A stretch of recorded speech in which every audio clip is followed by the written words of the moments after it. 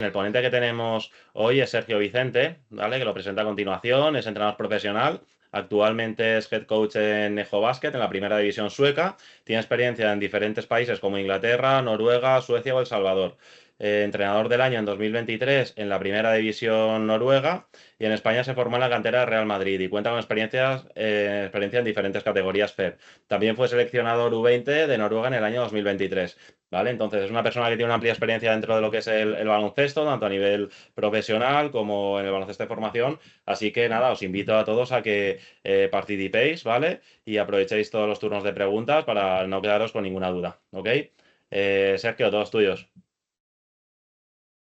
¿Estás silenciado, Sergio? Ahora sí. Ahora sí. Bueno, hola a todos. Bueno, creo que Víctor ha hecho una buena presentación, ¿no? de mi trayectoria. Ahora se me ha olvidado decir todo esta mañana, ahora soy entrenador ayudante de la selección noruega absoluta, que tenemos una concentración aquí en Madrid, que empezamos mañana hasta el próximo viernes de preparación para el preolímpico, no para nosotros, porque nosotros no jugamos preolímpico, pero bueno, para el resto de selecciones contra las que jugamos. Está bien que hables de mi trayectoria, ¿no? Porque quería poner un poco en contexto de lo que vamos a hablar y a lo que me he dedicado yo, ¿no? Los últimos años, porque creo que es importante saberlo. Al final pues yo creo que la última etapa que estuve en cantera fue en el Madrid, que fue hace más de 10 años ya. Y bueno, la cantera del Madrid es un poco peculiar porque al final es cantera, pero también es un poco alta competición y demás. Entonces, bueno, estoy más dedicado al mundo profesional, digamos, que a la formación, pero bueno, creo que es un buen punto de partida porque al final cuando llegas a categoría senior y profesional, pues puedes ver un poco de lo que echamos un poco de menos, ¿no? En esas categorías, pues senior, digamos, y lo que echamos de menos, pues de los jugadores que llegan arriba, ¿no? Y yo creo que el juego sin balón es algo que a lo mejor no le damos demasiada importancia, yo creo, cuando estamos como entrenadores en cantera. Eh, Dedicamos a lo mejor mucho tiempo a la técnica individual, que no digo que esté mal, o sea, estoy totalmente a favor de la técnica individual, pero bueno, creo que el juego sin balón es un poco, no, pues lo que decía, entonces, un poco lo que echamos de menos, ¿no? Cuando llegamos a ese nivel profesional de los jugadores que llegan de cantera. Y al final es que yo creo que el juego sin balón al final a los jugadores les va a dar la oportunidad de jugar a más nivel, ¿no? Porque no podemos pretender que todos los jugadores pues sean o Luka Doncic o Kyrie Irving que ahora han llegado a la final, sino que a lo mejor bueno, pues no tienen esas capacidades que evidentemente se les puede intentar dar, pero al final el saber jugar sin balón les va a dar la posibilidad de estar en ligas que a lo mejor por sus skills, pues a lo mejor no pueden estar, ¿no? Y para mí es un aspecto clave, ¿no? Y creo que marca diferencias el saber jugar sin balón, ¿no? Que creo que en España, por otro lado, sí que lo hacemos bien. O sea, creo que en España, con respecto a países en los que yo he estado, creo que se trabaja bien el juego sin balón. Aunque bueno, creo que a veces viene un poco limitado también por el número de horas que entrena cada equipo, ¿no? Al final, si tú llevas un alevín y tienes 2 horas a la semana o 3 horas a la semana o 4, pues tienes que priorizar un poco. Hablo alevín como podría hablar infantil.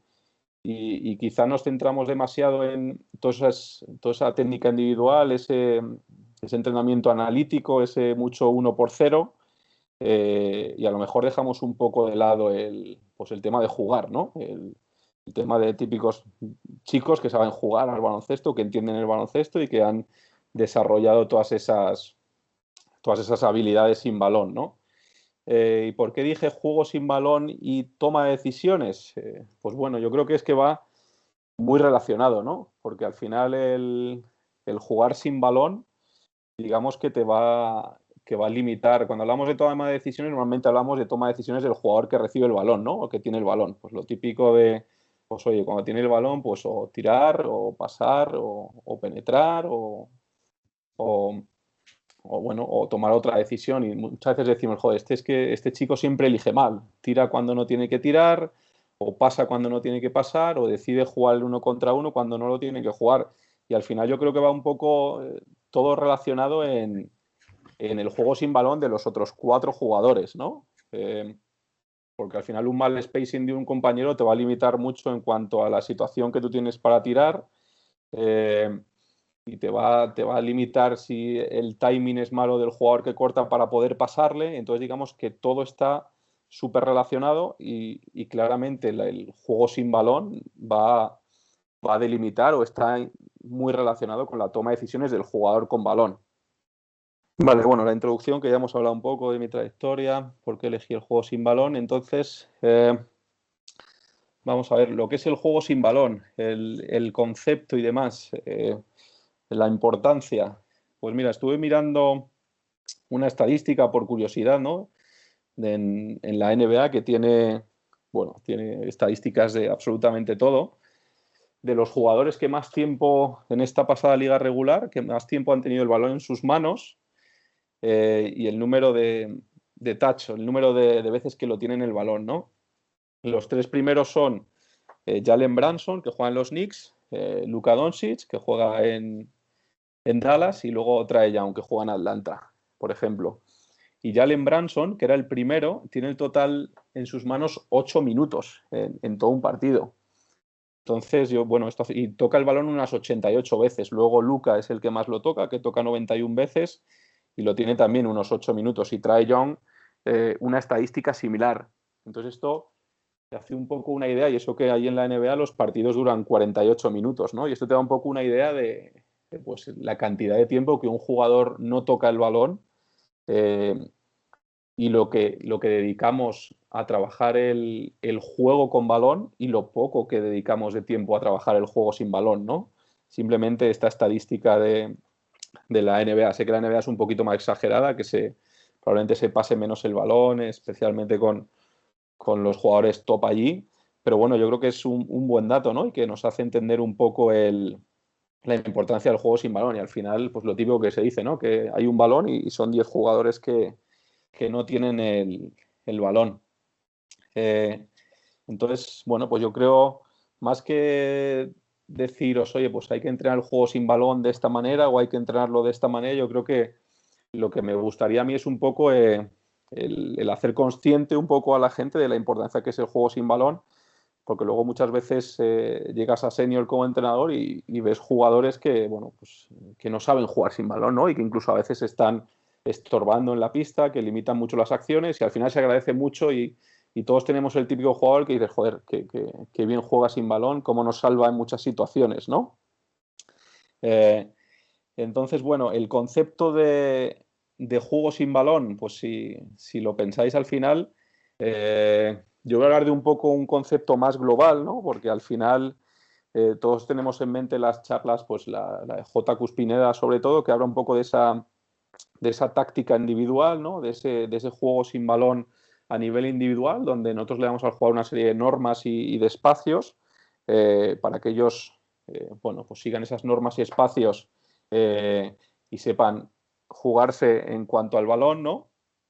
Pero al final, si lo piensas, entrenando defensa también estás entrenando juego sin balón, ¿no? Entonces, al final todo engloba el juego sin balón, y sin embargo, cuando entrenamos defensivamente sí que enseñamos en el lado débil dónde te tienes que colocar, ¿no? Oye, pues tú tienes que estar a la primera ayuda, tú tienes que estar a la segunda ayuda, y la rotación va de esta manera, ¿no?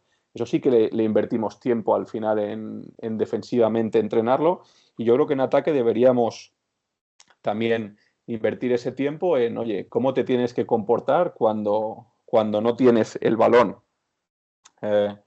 Porque al final el comportamiento de los 4 jugadores que no tienen el balón, como he dicho antes, influye muchísimo y es clave en la toma de decisiones del jugador sin balón. Un mal spacing te puede limitar en una penetración, un mal corte te puede provocar una pérdida porque no estás para recibir el extra pass, te puede parar el ataque completamente. Entonces, bueno, yo creo que está clara la importancia, ¿no?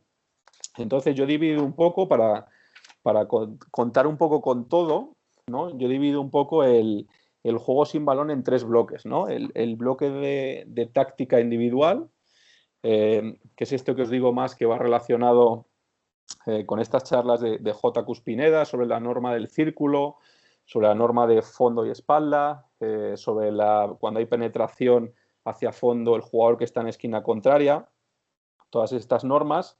Luego un segundo bloque que yo lo llamaría táctica colectiva o estrategia, donde es el entrenador, ¿no?, el que decide un poco el spacing, ¿no? Es algo más, pues digamos que en profesionales está todo más reglado, y entonces es el entrenador que es el que decide pues cómo se mueven los jugadores sin balón y lo que quiere es que hagan un poco en función de las penetraciones. Por eso se dice un poco que al final cuando los jugadores o los equipos en formación, que no es bueno que tengan muchos sistemas, ¿no? Y bueno, pues yo sí que creo que estoy de acuerdo porque al final, si tú le dices a un jugador, si tú haces un sistema, al final el jugador se va a limitar a seguir el sistema y no va a saber moverse cuando el jugador con balón rompa el sistema, ¿no? Entonces yo creo que esta táctica individual que hablaba antes es un poco la clave que te hace saber jugar cuando la táctica colectiva se rompe o cuando el sistema se rompe o cuando la estrategia se rompe, ¿no? Y bueno, pues luego he puesto un tercer bloque que sería el bloqueo directo, que si lo pensáis ahora todo el mundo juega bloqueo directo y el bloqueo directo, la acción de bloquear, lo que es el bloqueador, es la acción más rápida para generar una ventaja, ¿no?, al jugador sin balón. Porque al final el juego sin balón yo creo que tienes dos grandes objetivos, ¿no? Cuando juegas sin balón, que es generar una ventaja para el compañero que tiene el balón, o bien recibir el balón y poder ser tú el que anote, ¿no? Yo creo que son esos dos aspectos fundamentales. Entonces el bloqueo directo, al final esa pantalla que creas, pues bueno, pues al final es la acción sin balón más utilizada y es donde se genera una ventaja más rápida. Entonces yo creo que el bloqueo directo en el juego sin balón se podría hacer una charla y hablar horas, pero bueno, yo lo voy a tocar un poco porque creo que es algo que también es clave, ¿no?, en el juego sin balón. Entonces, un poco son estos tres bloques: la táctica individual, la táctica colectiva o estrategia y el bloqueo directo, ¿no? Y luego, lo más importante de todo, en cuanto a juegos sin balón, pues para mí es el spacing y el timing, ¿no? El spacing es un poco dónde voy, ¿no? O dónde me coloco, o es el dónde tengo que estar, ¿no?, cuando no tengo el balón. Y el timing es un poco el cuándo, pues tengo que moverme, ¿no? O cuándo tengo que ir, o cuándo tengo que volver. Son dos términos en inglés, pero yo creo que dónde y cuándo serían nuestras palabras en castellano, ¿no? Y luego el cómo, pues sería un poco la técnica individual, ¿no? El cómo moverme, el cómo hacer el bloqueo, y lo que es la técnica individual, ya va aquí todo un poco entrelazado y bueno. Yo para preparar estas charlas me suelo ver varios clinics y hace poco me vi uno de Pedro Martínez, que me gustó mucho, ¿no?, que decía que el juego sin balón es un poco el sistema operativo, ¿no?, o el sistema operativo del baloncesto, ¿no?, que tú tienes muchos sistemas, tienes muchos sets en tu equipo, pero al final siempre hay un momento que un jugador va a jugar un uno contra uno y que se va a romper el sistema, ¿no? Entonces, pues cómo moverte en función del balón, pues es un poco la norma principal, ¿no? Un poco el spacing y el timing. Entonces, bueno, yo creo que para poder jugar sin balón, al jugador tú le tienes que dar y definir unos espacios, ¿no?, y luego decirle cómo se tiene que mover. Si os metéis un poco en clinics de J. Cuspinera, lo explica muy bien. Yo creo que todos lo habréis visto alguna vez.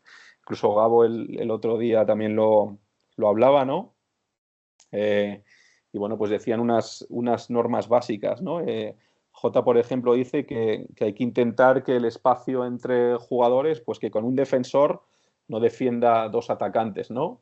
Pues el tema este de espaciar y tener por lo menos pues 2 metros entre jugadores, que yo creo que esa norma me parece muy básica. Y luego el tratar de ganar la espalda a la defensa, que yo creo que esto para la formación me parece algo fundamental, ¿no? Al final el aprender a jugar espaldas, yo creo que es algo muy, muy natural, ¿no?, y muy intuitivo, y que al final los niños cuando quieren recibir la pelota se vuelven inteligentes a base de tratar de recibir la pelota, ¿no? Muchas veces al final se suele ir al mano a mano como situación principal, pero al final si te niegan el mano a mano, pues puedes jugar puertas atrás y espalda, ¿no? Al final, y bueno, los espacios que define Jota también en media cancha, sabéis, los 6 espacios estos exteriores que hay de los 45, las esquinas y los 2 bases. Hay veces que gente dice que solamente hay un base, pero bueno, se puede definir. Y luego los 3 espacios interiores, ¿no? Los 2 postes bajos y el poste alto, ¿no?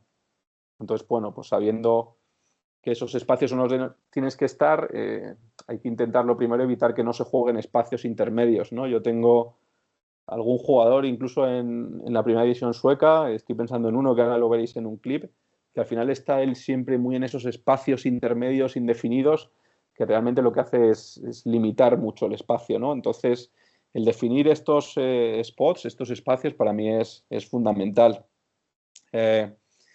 Y luego, por ejemplo, para mí el primer punto de juego sin balón, antes de de media cancha, ¿no? Yo creo que es el contraataque. El contraataque al final es el primer momento donde ya empezamos a definir los espacios en el juego sin balón. ¿Quién no ha enseñado a su equipo, oye, pues tienes que correr por las calles, los exteriores corren por las calles laterales, los grandes corren por la calle central, quiero que el balón vaya por una calle intermedia, como sea, ¿no? Pero al final ahí ya, como entrenadores, ya estamos definiendo un juego sin balón y unos espacios, ¿no? De por dónde se tienen que mover los jugadores, ¿no?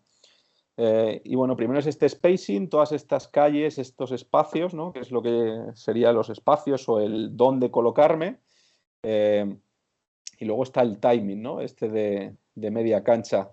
Las normas del círculo, como decía Jota, de si siempre hay que moverse con el balón es el que manda y yo no me muevo hasta hasta que el balón se mueve, ¿no? Si el balón va hacia la banda, yo juego a la espalda, si el balón va hacia el centro, yo juego el espacio, ¿no? Esta norma del círculo en jugadores interiores, ¿no? Eh, que bueno, ahora hay prácticamente nunca hay 2 jugadores interiores, ¿no? Pero antiguamente se jugaba más con 2 5 y más old school, ¿no? Y cómo hacer esa norma del ascensor o del círculo entre grandes, cómo moverse un interior en penetraciones, ¿no? Porque al final es clave, porque al final un jugador grande siempre está moviéndose cerca del aro y que él no estorbe en las penetraciones me parece algo fundamental, ¿no? Y bueno, pues es un poco estas normas, ¿no? Que las tenemos que aplicar junto con los espacios y al final al jugador, ¿no? Pues ya le damos un espacio, un spacing y un timing para que él se pueda mover, ¿no? Eh, y luego, bueno, pues se pueden añadir conceptos, ¿no? Algunos equipos, pues, por ejemplo, juegan a que no haya 2 penetraciones seguidas. Si hay una penetración y el balón sale fuera, pues a algunos entrenadores les gusta que haya un extra pass y luego tiene que haber un tiro, pero nunca puede ser penetración y volver a penetrar, ¿no? Que tiene cierto sentido porque al final la pintura está muy colapsada después de una penetración y si un jugador penetra otra vez, lo único que va a hacer es chocarse, ¿no?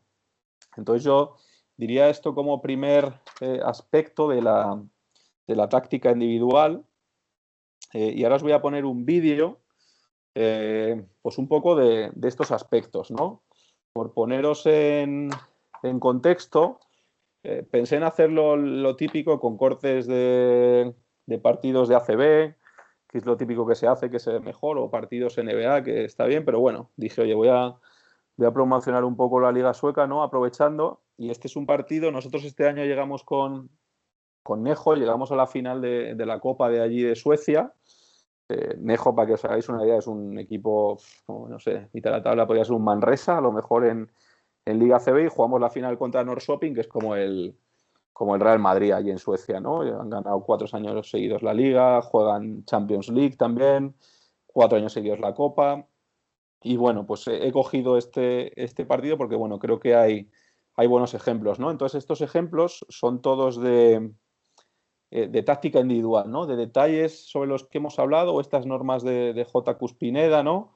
Donde se ve claramente, bueno, pues aspectos importantes de esta táctica individual, ¿no? Pues vamos a ver. Este, por ejemplo, bueno, os lo pongo otra vez. Fijaros que eso es una ganada de espaldas, ¿no? de este número 1 que está en la esquina. No sé si se ve mi ratón. ¿Vosotros veis mi ratón si lo señalo? A ver, muévelo ahora mismo. No se ve, ¿no? No, no se ve. Vale. Bueno, no pasa nada. Bueno, veis al jugador, al número 1 que está en la esquina. Y él es un jugador muy intuitivo, ¿no? Que yo creo que en cantera es un jugador sueco y él es muy bueno. Es un jugador que está limitado porque no tiene muy buen tiro exterior, pero sin embargo es buenísimo jugando espaldas, buenísimo jugando cortes sin balón, ¿no? Y yo creo que eso él lo ha aprendido pues, jugando mucho allí en formación. Este tipo de situaciones, al final su limitación en el tiro yo creo que a él le ha hecho buscarse las mañas para recibir la pelota, porque al final trampean mucho con él y le dan mucho espacio y él es bueno en este tipo de situaciones, que si os fijáis su jugador le pierde de vista, el número 94, y él gana perfectamente esa espalda, ¿no?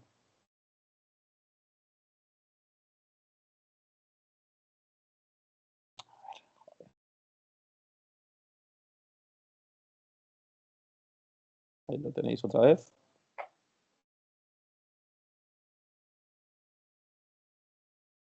Esto es otro corte a la espalda.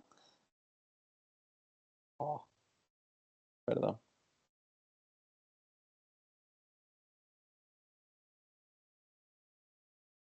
Perdonad un segundo. Ya veis que soy muy malo con las tecnologías.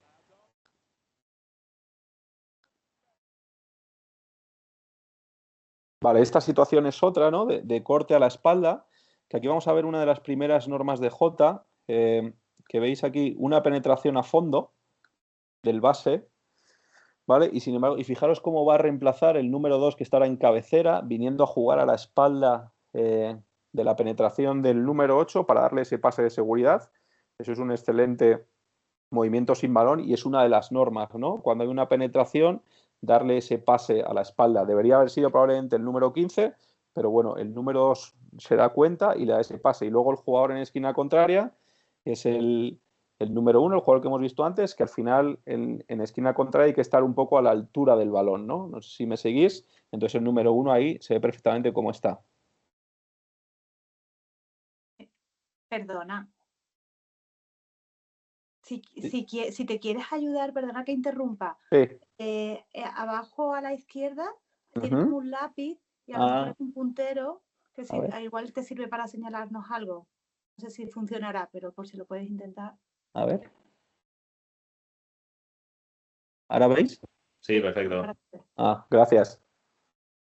A ver lo que pasa aquí. Ah, mira, sí, perfecto.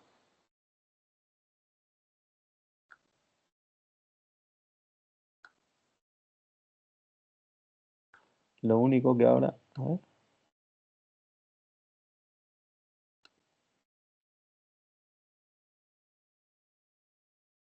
Si no, dale a la barra espaciadora, a ver si...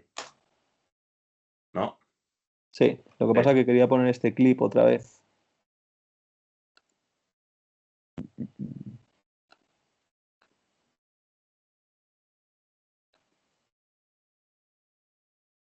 Ahora sí. Bueno, lo primero que he dicho, el número 2 que le gana la espalda. Y ahora fijaros en el número 15 que se verá claramente que está en cabecera, como es el jugador que juega a la espalda, ¿no? Ve que su jugador está mirando claramente a la ayuda defensiva, este jugador que está en cabecera, y él gana perfectamente la espalda, ¿no? Con ese corte. Y luego el spacing que va a continuación también es perfecto del resto de jugadores del equipo. Fijaros ese corte, cómo gana espalda.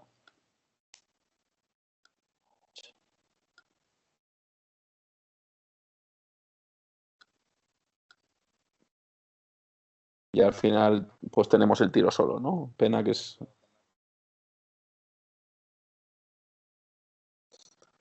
Situaciones de corte a la espalda, esta ya es de Norrköping. Fijaros esta situación de juego hacia línea de fondo y si os fijáis el jugador en cabecera, ¿no? De Norrköping, pues ese corte otra vez a la espalda.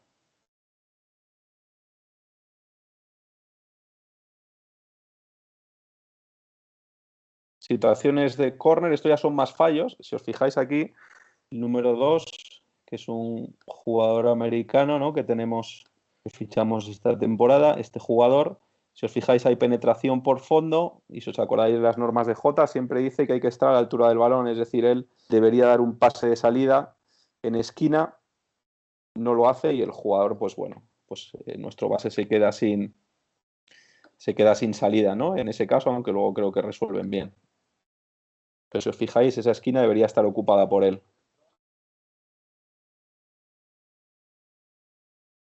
Situaciones de esquina, a veces esto es una buena situación que al final siempre se dice, ¿no?, que hay que moverse siempre y en esta situación, por ejemplo, se ve claramente como el no movimiento de este jugador que está en la esquina, el quedarse en la misma situación, no cortar, al final le genera un tiro solo. Evidentemente es una mala ayuda del jugador de nuestro equipo, ¿no? Pero ese no movimiento también es un buen spacing.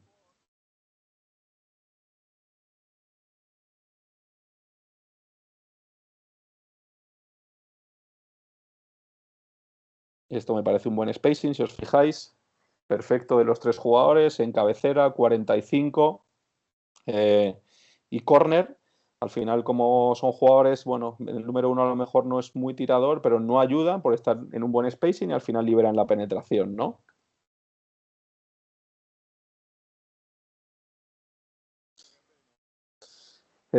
Corte de 45 grados. Bueno, esto es un poco táctica individual y un poco, bueno, pues situaciones que a lo mejor un jugador podría descubrir por sí solo, ¿no? Pero bueno, nosotros lo pusimos como norma y siempre pusimos que cuando un jugador penetra hacia línea de fondo, pues el jugador de 45 grados pues siempre debía cortar, ¿no? Y obtuvimos mucho, bueno, pues mucho rédito, muchas canastas fáciles por ese corte, pero yo creo que son normas de jugar la espalda que los jugadores pueden aprender en formación, ¿no? En este caso es el número 10.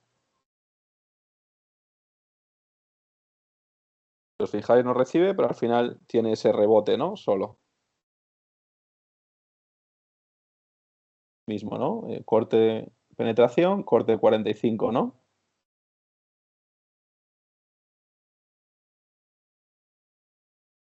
Esto es, sin embargo, para mí esto es un mal spacing, ¿no? Bueno, nosotros tenemos la norma del corte de 45, pero al final este jugador no es muy bueno, ¿no? Como ahora no me oye, no es muy bueno, ¿no? En spacing, en situaciones de spacing, él es malo, es buen jugador, es muy físico, pero aquí este corte al final le quita el espacio a nuestra norma, que era el poste de 45, y luego ya veréis cuando siga la jugada como vuelve a tener un mal spacing, ¿no? Bien al rebote, pero luego fijaros, como el no movimiento, esto me parece básico para un jugador grande, el no movimiento de este jugador le quita totalmente el espacio, ¿no? Quema el espacio. Yo creo que en esto, como bien dice Jota, una penetración, él debe esconderse a esquina contraria, ¿no? Debe venirse a este espacio, ¿no? Para liberar totalmente la penetración. Al final él se queda, está en el medio y nos limita mucho esa penetración. ¿Veis? Al final hay mucha gente en medio. Al final, bueno, resolvemos bien, pero no tenemos un tiro claro. Esto me parece fundamental para enseñar en formación, lo que hemos dicho de ir al mano a mano cuando te niegan, ¿no?, el mano a mano. Esto es muy de cantera, ¿no? Quiero ir a coger la pelota, hay que enseñar este tipo de recepciones, ¿no? El ir al espacio, ¿no? Y al final, fijaos el movimiento, cómo ha liberado el número 15 por ir a corte de fondo, cómo ha liberado ese espacio para ese tiro, ¿no? Excelente ese spacing del número 15 nuestro. Situaciones de juego sin balón que me gustan. Lo mismo, estos son situaciones de recepción, ¿no? El jugador lee perfectamente que le van a pasar por encima y él va al espacio, ¿no? Y luego fijaros el número 10, que es un detalle de muy buen jugador en los grandes, cómo hace un sellado, ¿no? O le deja el espacio al penetrador para que meta canasta. Es un ejemplo de juego sin balón, me parece excelente.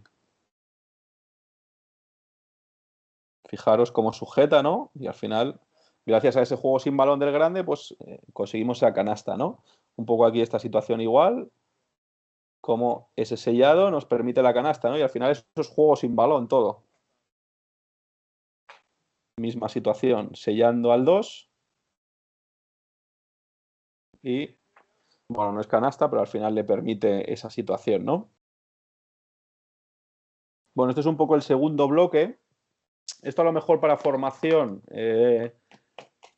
no es tan útil, ¿no? Porque al final lo que os he dicho yo un poco, al final la estrategia y la táctica colectiva, digamos que las grandes decisiones del juego sin balón las da el entrenador, ¿no?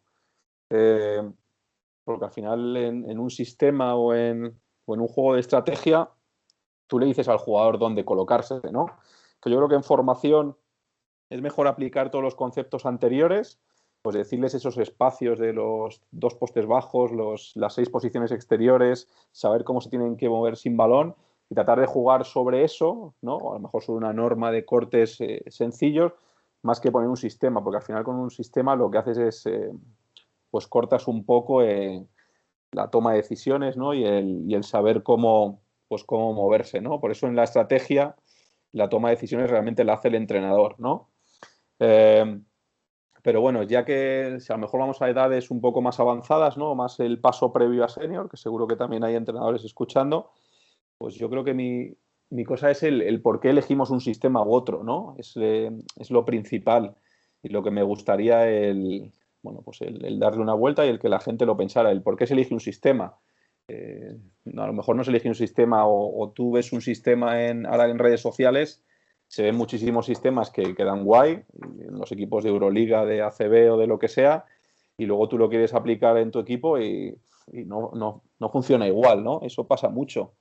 Entonces, bueno, yo creo que al final para lo que nosotros hacemos, por ejemplo, en Nejo Basket para elegir un sistema es primero pensar en el ritmo que queremos jugar, ¿no? Si tú quieres un equipo que juegue muy rápido o quieres un equipo que juegue más cancha, en el ritmo de puntos que tú quieres aplicar, si quieres jugar en transición o en situaciones rápidas o si quieres jugar más media cancha, ¿no? Yo creo que esa es la primera decisión que como entrenador tenemos que tomar, ¿no? Y luego al final yo creo que los sistemas tienen que elegirse un poco pues, por el tipo de jugador que tienes, ¿no?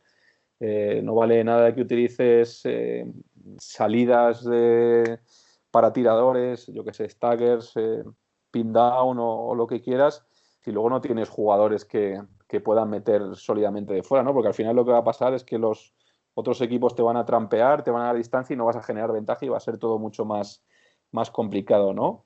Entonces, para mí lo primero es eso, oye, ¿qué jugadores tengo y qué sistemas tengo que elegir, ¿no? Eh, y luego, pues otra decisión que hay que tomar, yo creo, es si juegas diferentes sistemas, muchos sistemas, ¿no? O lo que a nosotros nos gusta hacer, que es sobre un mismo spacing, sobre una misma distribución de los jugadores en la cancha, ¿no? Pues ahí dar diferentes variantes, que yo creo que para el jugador es más fácil de asimilar y al final el jugador la toma de decisiones es más simple, ¿no? Porque al final tú sabes que el equipo va a estar así colocado, entonces, según lecturas, pues es más simple, ¿no? Y luego, bueno, pues el juego sin balón dentro de la estrategia, pues ya sabéis, el bloqueo indirecto al final es lo que más se utiliza, ¿no? Para generar una ventaja sin balón. Situaciones para tiradores, staggers, pin downs, flares, todo este tipo de indirectos para tiradores que hay muchísimos, ¿no?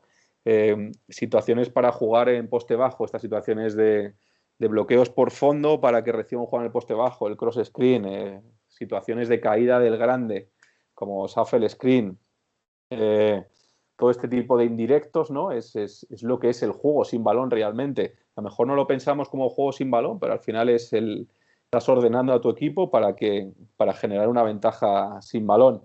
Y luego, bueno, pues muchas veces se utiliza toda esta situación de indirectos como distracción, ¿no? Para crear, bueno, pues para crear una situación de 1 contra 1 donde al final liberas y las ayudas están ocupadas en jugar estos staggers y tienes el 1 contra 1, ¿no? Entonces yo creo que el bloqueo indirecto, perdón, es lo principal, ¿no? En este juego sin balón. Y luego, por ejemplo, nosotros este año, que luego lo veréis en el vídeo, hemos creado mucho a través de poste bajo, ¿no? Nosotros cuando yo llegué a Nejo, bueno, pues vi que teníamos mucha ventaja interior, teníamos 2 jugadores grandes, de los mejores de la competición, y decidimos, pues bueno, pues jugar con estas normas de poste bajo, ¿no? De Sito Alonso, que ya las utilizó en el Juventud y luego en Bilbao, ¿no? Las ha seguido utilizando todo este Bilbao Action, ¿no? Y yo creo que es muy útil, ¿no? Incluso no necesitas tener un jugador que te pueda anotar al poste bajo, sino que puedes utilizarlo simplemente si el jugador es buen pasador, puedes utilizarlo para crear toda una serie de indirectos, ¿no? Pues para pasar desde el poste bajo, ¿no? Muchas veces los equipos están acostumbrados a defender indirectos con el pasador desde cabecera y a veces es complicado, ¿no? Defender con el pasador desde poste bajo porque es algo diferente, ¿no?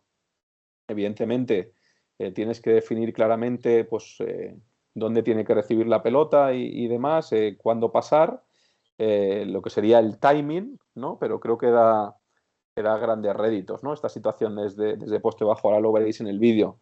Y luego yo creo que la última situación, ¿no?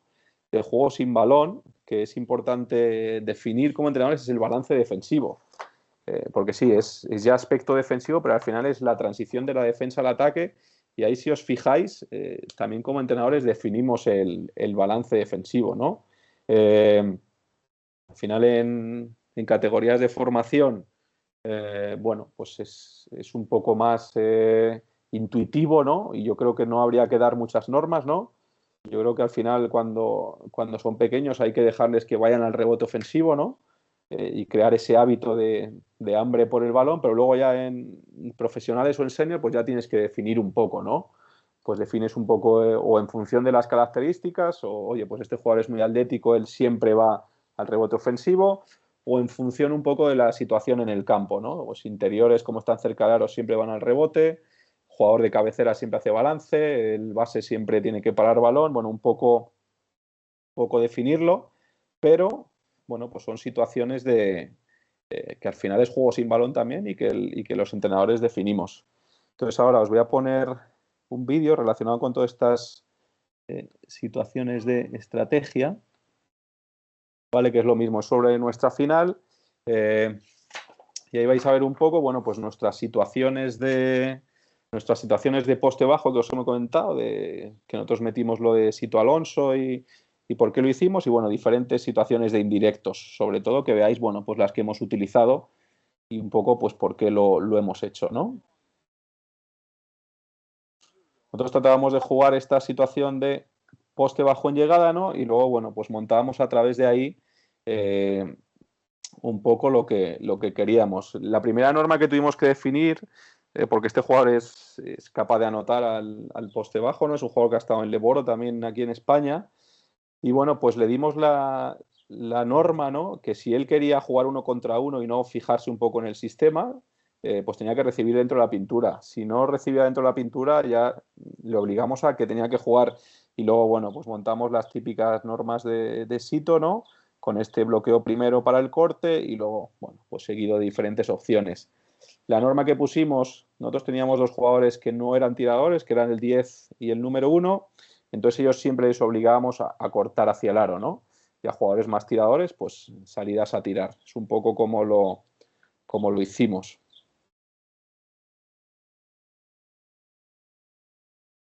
Ahí lo veis, como al final no tirador corta y tirador apoyado en la pantalla, ¿no? Pues va un poco hacia intentar ese tiro.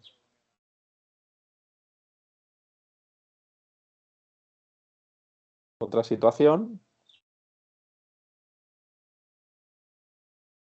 Un poco igual, ahora son dos tiradores, pero bueno, llegan ahí, no entra ese balón, ¿no? Y ahora, bueno, pues ahora son diferentes situaciones de indirectos, ¿no? Para poder tirar. Yo os doy ejemplos de lo que hemos jugado, ¿no? Que a lo mejor, bueno, pues creéis que tenéis jugadores similares y podéis utilizarlo. Ahora se juega mucho en todas este tipo de salidas, ¿no? De staggers para tiradores. Se juega mucho este corte del exterior, ¿no? Y cuando tienes un buen 4, que este es el 4 que os he dicho que es tirador, pues siempre podemos generar ahí esa ventaja, ¿no? Bueno, yo creo que es una buena situación si tienes tiradores. Mejor en formación es más complicado porque la gente mete menos, pero bueno.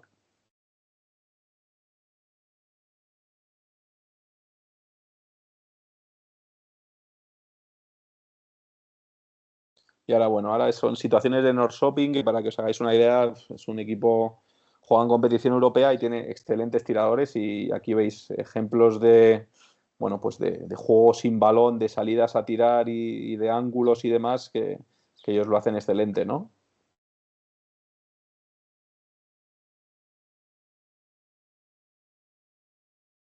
O sea, salidas para tirar, ¿no? Con buenos espacios.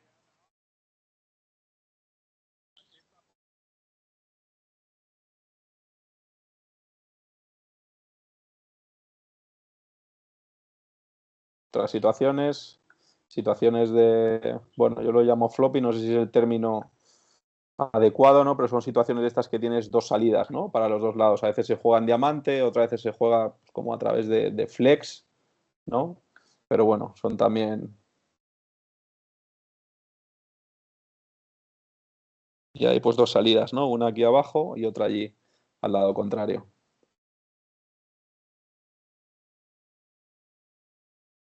Y luego, bueno, pues situaciones de rebote ofensivo, ¿no? Nosotros aquí hablamos la norma de 45, ¿no?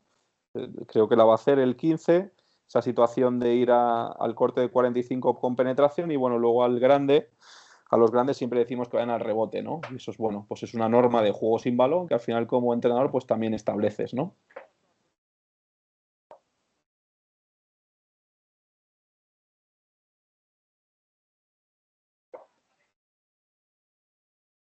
Y bueno, pues esto es un poco el tema de táctica colectiva y estrategia, un poco, bueno, rápidamente, pero bueno, yo os quería hacer ver un poco el por qué eliges un sistema, ¿no? Y cómo lo haces. Eh, y bueno, pues el saber por qué lo eliges. Vale, el bloqueo directo, que a mí es una cosa que a lo mejor en juegos sin balón no se habla mucho, ¿no?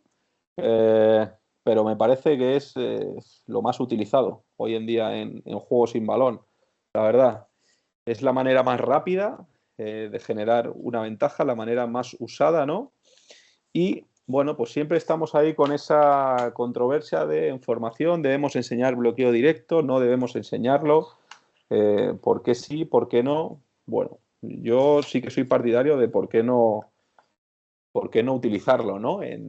A lo mejor en unas edades muy tempranas, evidentemente, pero bueno, empezar a enseñarlo rápido porque es algo que luego cuando llegas a senior y a profesional se va a utilizar, ¿no?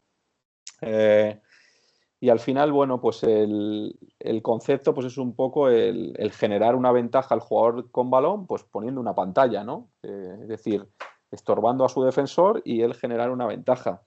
Digamos que hay unas fases, ¿no? En este bloqueo directo, que es el trabajo previo, que yo creo que aquí es un poco mezcla de spacing y de técnica individual, pues bueno, de qué ángulo hay que bloquear, cómo contactar, y luego una vez que ha habido bloqueo, pues un poco el recibir el balón, ¿no? Ese trabajo previo, que ya digo, es, pues bueno, podría enseñarse la técnica individual en formación, porque enseñamos mucha técnica individual con balón, ¿no? 1000 gestos en el tiro, en las bandejas, pero enseñamos poca técnica individual sin balón, ¿no? Poco juego sin balón. Igual que enseñamos cómo es la posición defensiva, pues probablemente tengamos que enseñar cómo hay que recibir el balón, ¿no? Cómo hay que bloquear y demás, ¿no?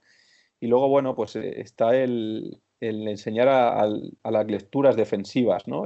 Según cómo van a defender ese bloqueo, ¿no? Si van a saltar agresivos, si van a ser defensas más conservadoras o si van a cambiar, ¿no? Porque hoy en día se cambia muchísimo, ¿no? Pero yo creo que al jugador en formación, nosotros recuerdo que en el Madrid lo hacíamos mucho con los grandes, hay que darles opciones, ¿no? Y bueno, pues igual que damos opciones en la táctica individual, a según se mueve el balón, yo me muevo de una manera o de otra, pues creo que al jugador hay que darle, al bloqueador hay que darle opciones de, oye, pues si el jugador es muy agresivo, ¿no? Eh, pues a lo mejor tengo que jugar no bloqueos, ¿no? Esta situación de skip o de ghost, ¿no? Donde no se bloquea y se van rápido. Eh, si la situación es una defensa más conservadora, pues enseñarle a poner un buen bloqueo y esos ángulos, ¿no? Si tengo que jugar roll o pop, ¿no? O si cambian, evidentemente, pues el resto de jugadores tienen que saber bueno, pues que a lo mejor tenemos una ventaja cerca del aro porque se ha quedado un pequeño con un jugador más grande y hay que hacer un spacing amplio, ¿no? Para darle esa ventaja al jugador interior, ¿no? En formación es más complicado el tema de, oye, ¿quién hace roll, quién hace pop o cuándo hago so roll? Sobre todo quién hace roll y quién hace pop. Al final en profesionales el que rolea suele ser porque no tiene amenaza exterior, ¿no? Y bueno, pues se hace ese rol porque es grande, puede conseguir el rebote ofensivo y demás, y el que hace pop es por tiradores. En formación, bueno, pues a lo mejor se le podría enseñar un poco a hacer rol o pop, pues en función de la lectura de la defensa, ¿no? Yo creo que eso sería lo mejor para que él aprenda a jugar sin balón, ¿no? A leer esos espacios. Y bueno, y luego aparte, el bloqueo directo tiene que, aparte de todo ese juego de 2x2 y el juego sin balón del bloqueador, pues luego tienes todo lo que se hace fuera de ese 2 contra 2, ¿no? Y el cómo tú colocas a los jugadores en el lado débil, ¿no? Del bloqueo. Y al final, bueno, eso es un poco trabajo del entrenador, pero yo creo que al final ellos tienen que aprender a leer esas situaciones de, oye, pues si hago pop, a lo mejor tengo que cortar para darle a mi compañero ese espacio en el tiro. Si hay un rol y mi jugador está ayudando al rol, a lo mejor tengo que dar un corte o quedarme en esquina para recibir el tiro. Yo creo que hay muchísimo juego sin balón ahí en el lado débil, ¿no? Y al final el bloqueo directo se enseña poco como juego sin balón en formación, pero al final yo creo que es la situación con balón para generar ventaja al manejador, ¿no? Que más, bueno, pues que más se utiliza, ¿no? Entonces, bueno, os voy a poner el último vídeo que yo creo que resume un poco, resume pues bastante bien un poco algunas situaciones, ¿no?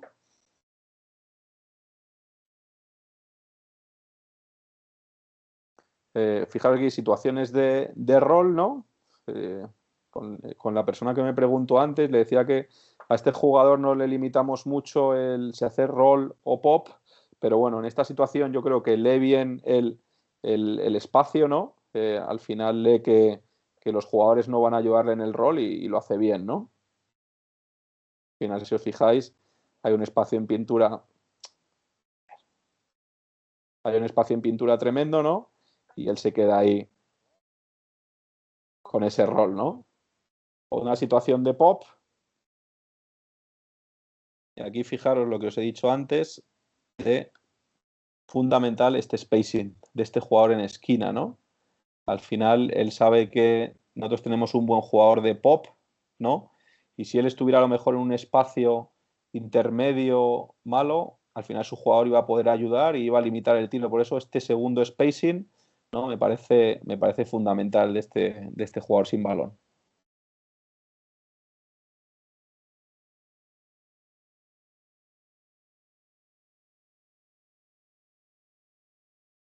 Situaciones modernas ahora que se utilizan mucho, que yo creo que antes no se utilizaban tanto. Yo recuerdo cuando estaba Gustavo Ayón en el Madrid, a veces lo hacían, pero situaciones de no bloqueo, ¿no? Porque saben, nosotros sabemos que el número 8, este jugador, Charles Barton, es de los mejores jugadores de la liga y sabemos que le hacen defensas muy agresivas.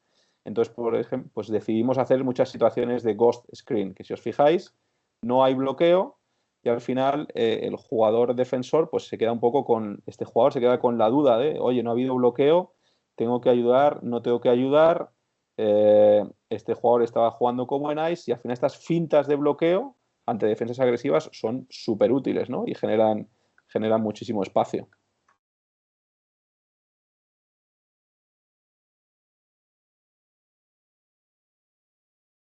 Situaciones de push, otras situaciones para enseñar, ¿no?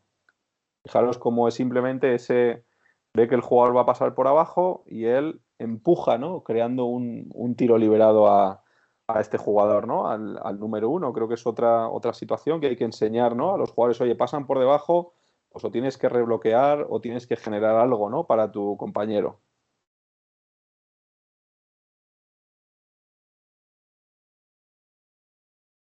Situaciones de so roll, ¿no? Igual cuando jugamos, esta no es.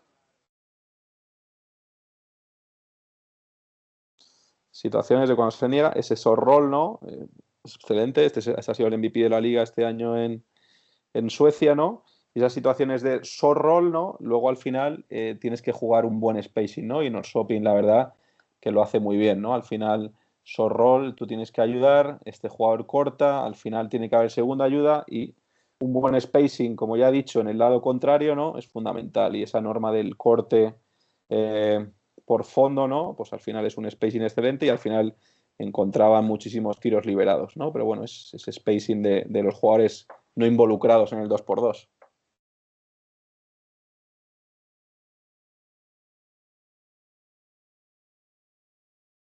Otra situación de roll, ¿no? Y a partir de ahí, pues un buen spacing, sin balón, pues encuentran ese tiro liberado. Situaciones de mismatch, ¿no? Cuando un jugador, lo que hemos dicho, ahora mismo todo el mundo cambia, ¿no? En el bloqueo directo. Bueno, pues si obtienes una ventaja de tamaño, ¿no? Interior, pues fijaros como 4 jugadores abiertos con un buen espaciado y al final liberan toda la pintura, ¿no? Para el jugador más grande.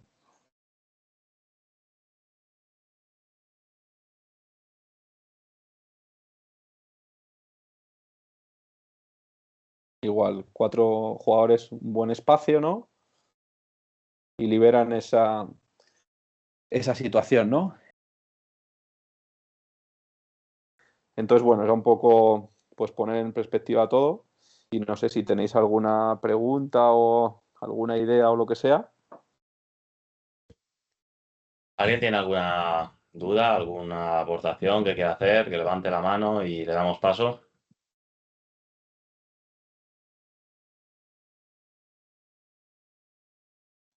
Vale, tenemos a Martí Busquet. Adelante, Martí. Sí, hola. Hola.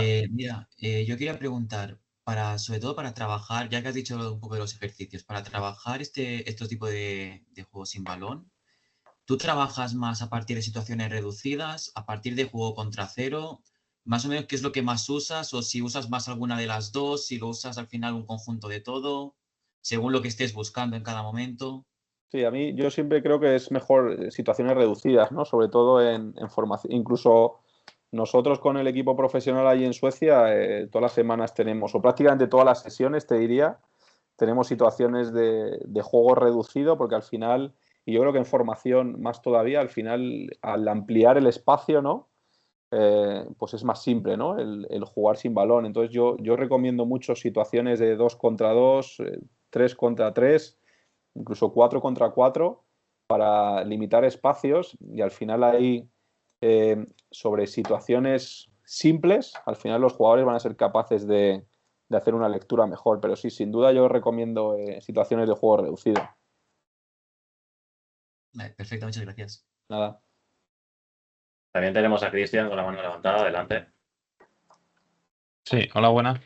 Bueno, es un poco también en función de lo que ha dicho ahora con los ejercicios, que es que tú has ido diciendo que, bueno, sobre tu equipo y tal, que has dicho que tenías como, por así decirlo, como algunas normas, que por ejemplo lo del tema de cortar desde 45 o lo del tema de quién iba al rebote y tal, es bueno tener, como por así decirlo, esas cosas como para que los jugadores aprendan un poco más rápido esos movimientos. Yo te diría que en formación yo quizá no pondría esas normas, yo creo que no las pondría, pero al final yo creo que en senior sí que tienes que ponerlas porque el spacing es como fundamental, ¿no? Porque en senior si no pones esa regulación de normas, al final casi siempre la pintura va a estar colapsada y va a ser muy difícil jugar, pero yo creo que en formación tú tienes que dar un poco libertad. Te puede pasar que a lo mejor tengas un equipo que te vayan los 5 al rebote, ¿no?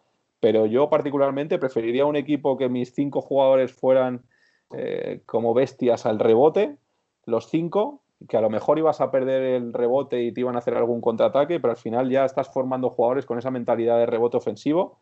Mejor que lleguen a senior con una mentalidad de rebote ofensivo a que lleguen a senior sin esa mentalidad, porque es más fácil decir a un jugador, hey, no vayas al rebote, que obligarle a ir al rebote cada vez, ¿no? Es más fácil frenar las ganas, digamos, y frenar esa tendencia que el crear una tendencia una vez llegado a senior cuando has estado 10 años en formación donde tú nunca has ido al rebote.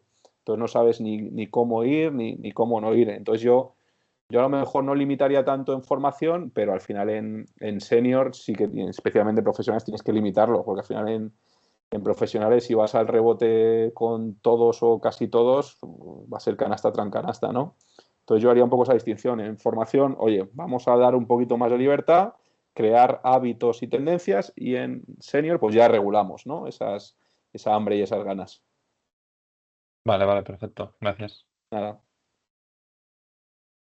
Vale, y por otra parte, en el chat tenemos una pregunta, ¿vale? De Joan, que dice, ¿qué edad crees que podemos introducir el poste bajo y el bloqueo directo?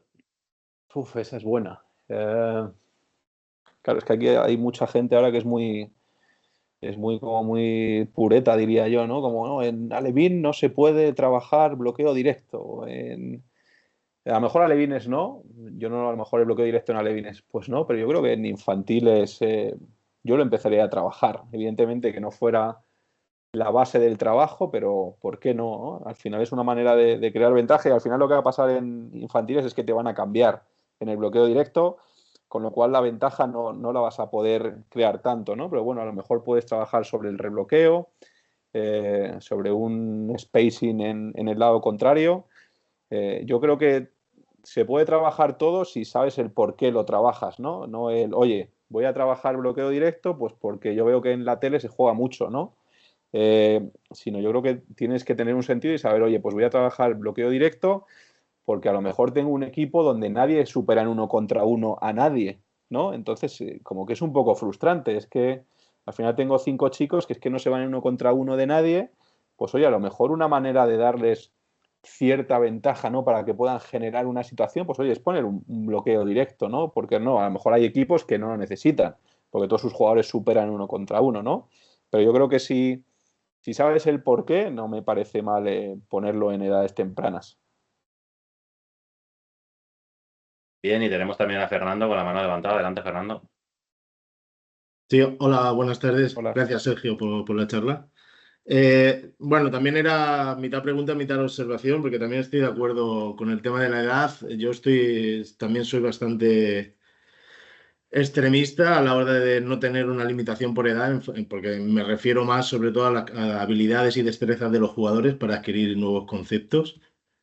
Y lo que siempre veo que encuentro en falta, porque realmente no se habla de sistemas en edades tan formativas, en edades tan cortas, de jugadores de alevines o por esa edad cercana, pero realmente cuando hacen un saque de fondo, un saque de banda, no deja de ser un sistema. Y se aplican muchos cortes, movimientos de bloqueos indirectos, sin ellos saberlo, ¿no? Porque realmente nosotros le estamos instruyendo un poco en esto, ¿no? Y luego, pues hace unos días que acabamos la temporada, teníamos el debate sobre qué era antes, el huevo o la gallina, en base a cómo introducir los bloqueos en edades formativas, si empezar por el mano a mano o directamente en un bloqueo. Era para ver qué opinabas en eso. Sí, mira, ayer preparando la charla le daba una vuelta, ¿no? Decía mano a mano, porque siempre se ha dicho que hay que empezar por el mano a mano, ¿no? Que es como el primer paso para el bloqueo, pero bueno, al final un mano a mano es como una situación de un pase corto y una pantalla, ¿no? No deja de ser más o menos, es más simple, porque quizá al final, bueno, pues trasladas el balón hacia otro jugador, más simple que al final que el jugador tenga que andar esperando en bote a que llegue el bloqueo, ¿no? Que a lo mejor le presionan, puede perder el balón y demás. Pero bueno, yo lo que sí que tendría claro que hacer en formación es que no sean los jugadores grandes los que bloquean, ¿no? Oye, pues como este es grande y va a jugar o creo que va a jugar de jugador interior, pues le voy a poner a bloquear todas las veces, sino que todos puedan, ¿por qué no poner un bloqueo, ¿no? Porque al final ahora en profesionales también se juegan muchos bloqueos entre exteriores, ¿no? Pero yo creo que sí que lo haría y bueno, y al final si te cambian y el jugador al cambiar pues se queda un jugador más grande con un jugador más pequeño, el por qué no enseñar a todos, oye, pues tenemos esa ventaja en la pintura porque tenemos un chico que es más grande en el equipo y el buscar a ese chico. De hecho me parece una herramienta como muy de fomentar el trabajo de equipo, ¿no? Oye, tenemos esta ventaja aquí, entre todos tenemos que llegar a trasladar el balón a ese chico en vez de hacer un mal tiro. Me parece que pues, un trabajo al final, si lo ves, de toma de decisiones un poco, ¿no? Oye, pues oye, tenemos esa ventaja ahí, vamos a pasar el balón y la opción es que el balón llegue ahí, ¿no? Al final, pues mira, pues estás fomentando de alguna manera el trabajo en equipo. Entonces, bueno, pues no sé decirte, quizás empezaría por mano a mano, porque creo que por facilidad de hacerlo, pues quizá empezaría por ahí, pero bueno, luego propondría bloqueos, pero no solo del más alto al más pequeño, sino bueno, pues que hubiera un poco bloqueos entre todos para generar esa ventaja y bueno, pues empezar a leer esas situaciones sin balón también.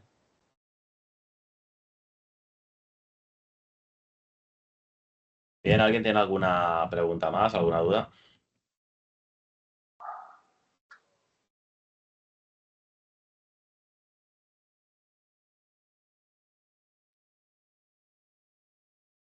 Parece que no.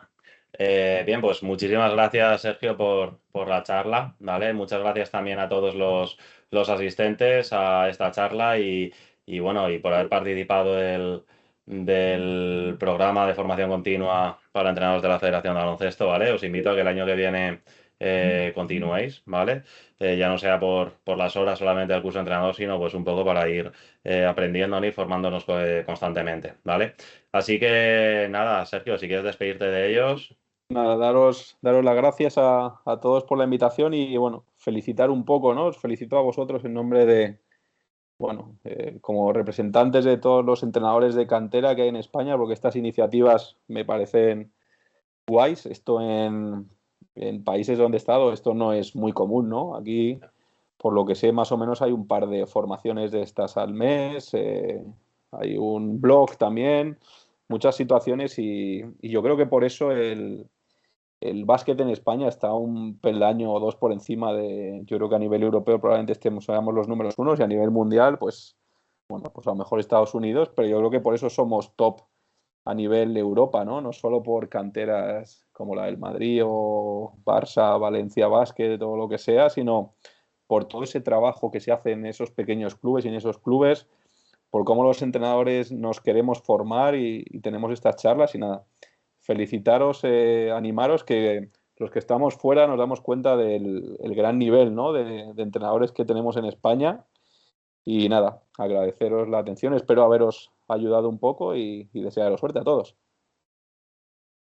Pues muchas gracias y nos vemos la temporada que viene. Un saludo a todos.